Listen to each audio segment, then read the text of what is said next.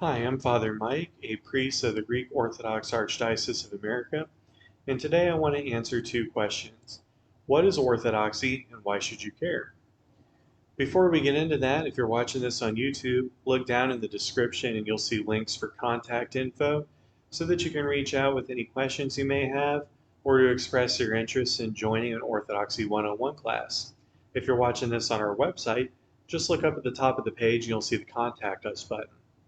With that being said, the Orthodox Church was founded by Christ and the Apostles 2,000 years ago. You might say, well, doesn't the Roman Catholic Church say the same thing? And the answer is yes. So Christ and the Apostles founded the Catholic Church, and for about 1,000 years, the Church, as a bit of an oversimplification, was more or less unified, so there was just one church for 1,000 years.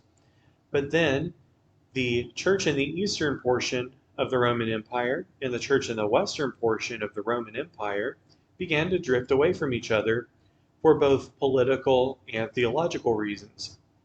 So then the Catholic Church existed in a state of schism, where to the west you had the Roman Catholic Church under the Pope, and to the east you had the Eastern Orthodox Church under the patriarchs. So you might say, okay, well, with the Catholic Church being in this state of schism, how would I know which side of the schism to be on?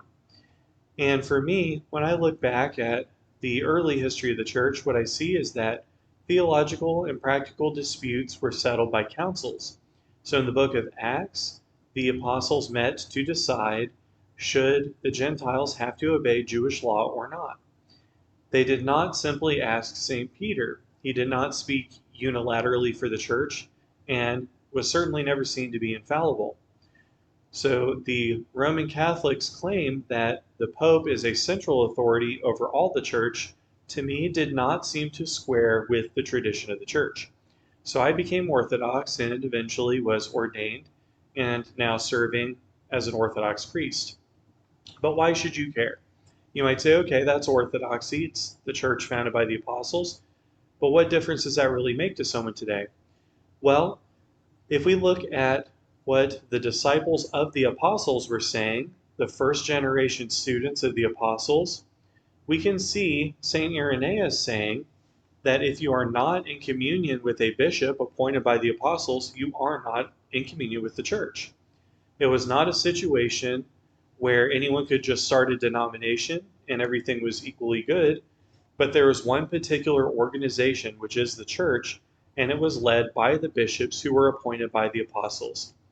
That chain, called apostolic succession, has continued unbroken down to the present day. So I was ordained by a bishop who was ordained by a bishop going all the way back to the apostles. So you can just ask yourself, do I want to be a part of that church that was founded by the apostles?